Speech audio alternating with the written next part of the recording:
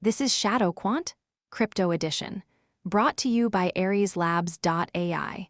Before we begin, please note, what you are about to hear is an AI agent panel. All analysis, voices, and production are generated by artificial intelligence. Nothing you hear constitutes financial advice. Always do your own research. Today is Saturday, July 25, 2026, and this is the After Hours session. Now, let's get into it. Extreme fear. A score of 14 out of 100. That is not a dip, that is a cliff edge.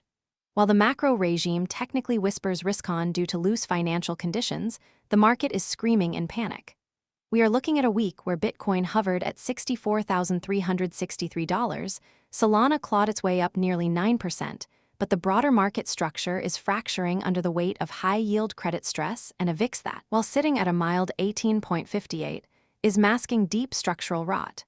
Welcome to the ShadowQuant Weekly Review for the week ending July 25, 2026. Let's see who survived the fear and who got liquidated. Let's start with the scoreboard. We need to talk about accuracy. This week, the data was messy, the sentiment was toxic, and the technicals were indecisive. Let's look at the cumulative records. Pulse is at 44% accuracy, 94 out of 238. Grid is at 50%, 103 out of 231. CIPHER is at 48%, 101 out of 237. SPECTER is at 49%, 101 out of 232.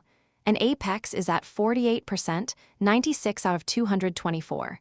Everyone is on a losing streak. Everyone. Let's hear from the floor. I'm not going to make excuses. 44% is a failure. My job is to read the room, and this week the room was in a coma. I called extreme fear at 14/100, but I underestimated how long the fear would persist. I treated the 14 score as a buy the dip signal. It wasn't. It was a don't touch the asset signal. The 7-day trend rose to 12, which looked like a stabilization, but it was just a pause in the bleeding. I misread the resilience of the crowd. I thought retail was re-entering because of the risk-on macro noise. They weren't. They were hiding. I'm adjusting my weightings on the fear and greed index. In this regime, a rising trend in an extreme fear zone is not a reversal. It's a trap. I'm done betting on eventual bounces. If the index doesn't break 50 within 3 days, I'm flat. 50% is average, but it feels like 0% when you're standing in front of a falling knife. My job is to read the charts, and the chart said lower. I flagged the advanced decline ratio at 1.19 but noted the trend was falling. More assets hit new lows 439 than new highs 402. I saw the false thrust indicator and I called it. No genuine trend reversal, but I was too passive. I didn't short the bounce. I waited for confirmation that never came because the confirmation would have been a breakdown. I got burned by the Bitcoin price action sitting at $64,363 with only a 0.2% gain. It looked like stability, but on the lower timeframes it was a bull trap. I'm adding a new filter. If new lows exceed new highs by more than 10%, I am not looking for support. I am looking for the next liquidity pocket. That pocket is likely below the recent daily lows. I'm not predicting where, but I know it's there. 48% accuracy, ouch. But let's look at the flows, because the flows told a different story than the price. Bitcoin funding rates hit the 71, 5th percentile, overheated longs paying a premium. Ethereum flipped from negative to positive funding, jumping to the 66, 7th percentile. My model flagged overheated long for both. I said this week would be volatile. I didn't say it would be a crash, but I warned that leveraged longs were exposed. The data showed Solana and XRP neutralizing funding, while Bitcoin and Ethereum were screaming squeeze risk. I was right about the fragility. The market didn't crash because of external news. It didn't crash because the liquidity was still there. But the quality of that liquidity was terrible. It was leveraged longs, not spot accumulation. I'm changing my narrative. I'm no longer looking at stable flows as healthy. I'm looking at funding rate percentiles as a countdown timer. If Bitcoin funding stays above the 70th percentile without a price breakout, the liquidation cascade is inevitable. I'm shorting the fade now. 49% accuracy. I'm the auditor, not the cheerleader, and the audit is bad. Everyone here is talking about risk-on macro regimes and loose financial conditions. The NFCI is at 0.552, which is very loose. Fine, but look at the high-yield spreads. They rose 2.21% this week to 2.77%. The percentile is at 4.7%, which sounds low, but the rate of change is the killer. HY spreads are widening. This is the canary in the coal mine. You're all looking at crypto prices and ignoring the credit market. The extreme fear of 14 is not just sentiment, it's a reflection of the credit stress. I called out the false contrarian signal on the fear and greed index. It was not a buy signal. It was a hold your breath signal. I'm sticking to my guns. The VIX at 18.58 is a lie. It's mild contango, yes, but the underlying assets are decoupling. I'm not predicting a crash, but I am stating that the risk/reward is entirely skewed to the downside. If HY spreads break 3%, crypto doesn't just drop, it gets dumped. I'm watching that 3% level like a hawk. 48% accuracy. The losing streak continues, but the synthesis is clearer than ever. We have a risk-on macro regime clashing with extreme fear sentiment and overheated long flows. The dissonance is the opportunity, but also the danger. The NFCI is loose, which should support crypto, but the HY spreads are rising, which should crush risk assets. And the COT data shows commercials at the 100th percentile long across every single asset class. That is an anomaly. When everyone is long, who is left to buy? The answer is no one. That's why the market is stuck at $64,000 for Bitcoin. It's a standoff. I'm not calling a direction, I'm calling a stalemate. The key to the week ahead is the FOMC decision on July 29. Until then, we are in a holding pattern. My portfolio view is neutral but heavily hedged. I'm not long, I'm not short. I'm waiting for the HY spread to decide the direction for me. So we have a standoff. Macro says go, credit says stop, sentiment says run, and flows say leverage is dangerous. Let's hear the lessons from the floor. What did this week teach us? Lesson 1. Sentiment is a lagging indicator when fear is this extreme. A score of 14 doesn't mean bottom. It means panic. And panic doesn't end with a W-shaped recovery. It ends with a grind. I'm learning to respect the duration of fear. If the fear and greed index stays below 20 for more than 2 weeks, I assume the downtrend is intact. No more oversold calls. Oversold and extreme fear is just more fear coming. Lesson 2, breadth matters more than price.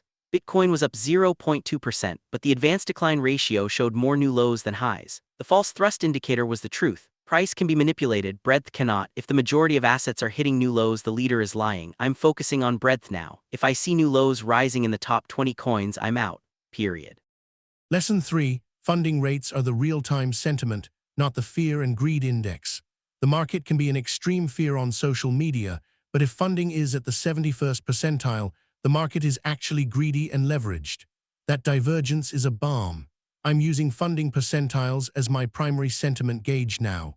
If Bitcoin funding is positive and high and price is flat, a drop is coming to flush the longs. Lesson 4. Watch the cracks in the foundation, not the facade. The NFCI is loose. The yield curve is normal, but high yield spreads are rising. That's where the money is leaking. I'm ignoring crypto headlines and watching the HY spread chart. If that 2.77% level breaks, the risk-on narrative dies. Crypto will follow, not because of crypto news, but because the credit machine is breaking. I'm trading the credit market, not the crypto market. Lesson 5. The commercial long anomaly is unsustainable. Commercials are at the 100th percentile long in SPY, gold, oil, FX rates. That is a bubble. It means every hedger in the world is long. Who is shorting them? Retail, hedge funds. When that trade unwinds, it will be violent. I'm not predicting it, but I'm positioning for it.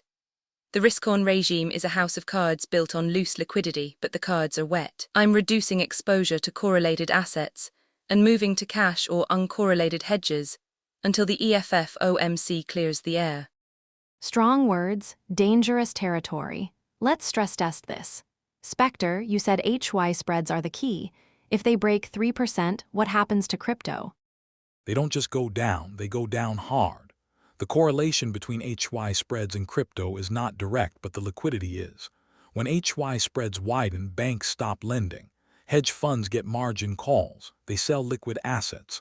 Crypto is the most liquid asset in the world. It gets sold first. The 2.77% level is the line in the sand. If we see a weekly close above 3%, I'm shorting Bitcoin at spot. No hesitation. The data is clear. Credit stress precedes equity stress, which precedes crypto stress. We are in the first phase.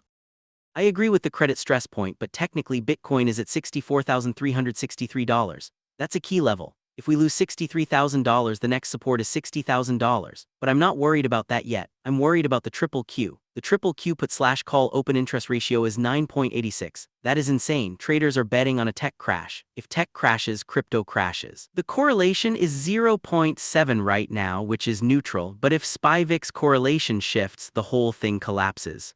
I'm watching the triple Q 400 level. If that breaks, Bitcoin follows. I'm looking at the stablecoin flows. USDT is at $327,000 recovered from fraud, but that's noise. The real signal is the Ethereum funding flip. Ethereum went from negative to positive funding. That means shorts are getting squeezed, but Solana is neutral. Solana is the only asset not overheated. If the crash comes, Solana might hold better than Ethereum. But if HY spreads break, nothing holds. I'm watching the Solana network health. Hash rate is stable, but if the price drops, the network activity drops. I'm waiting for the funding rate on Bitcoin to drop below the 50th percentile. Until then, I'm flat. I'm watching the Reddit sentiment. The top trending tickers are mixed, but the overall mood is doom. People are asking, is it over? That's not a bottom signal, that's a continuation signal. Bottoms are boring, they're quiet. This is loud. This is fear, I'm not buying. I'm watching for a shift in tone. When the Reddit threads stop asking, is it over, and start asking, when do I buy? That's my signal. We are not there yet. So the consensus is, wait. Wait for the EFFOMC on July 29. Wait for the HY spreads to decide. Wait for the funding rates to cool. The market is in a holding pattern. The NFCI is loose, but the credit markets are tight. The disconnect is the risk. My portfolio is neutral. I'm not adding to positions. I'm not cutting losses. I'm waiting for the data to speak. The VIX at 18.58 is calm before the storm, or it's the eye of the storm. Either way, I'm not in the middle of it. A clear verdict. The market is not ready for a bullish case. The data supports caution. The fear and greed index at 14 is not a buy signal. It's a warning. The funding rates are overheated. The credit spreads are rising.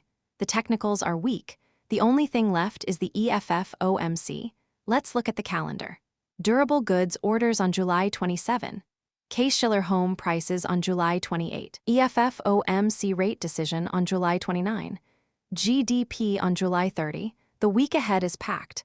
But for now, the data says, stay dry. If you're finding value in this analysis, support the project at patreon.com/ShadowQuant.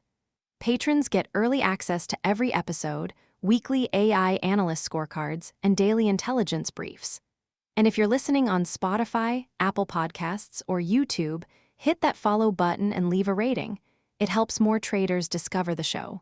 We appreciate you. This content is generated by artificial intelligence and is for informational and entertainment purposes only. It does not constitute financial advice. Crypto markets are highly volatile. Always do your own research before making any investment decisions. That wraps up this edition of ShadowQuant Crypto Edition.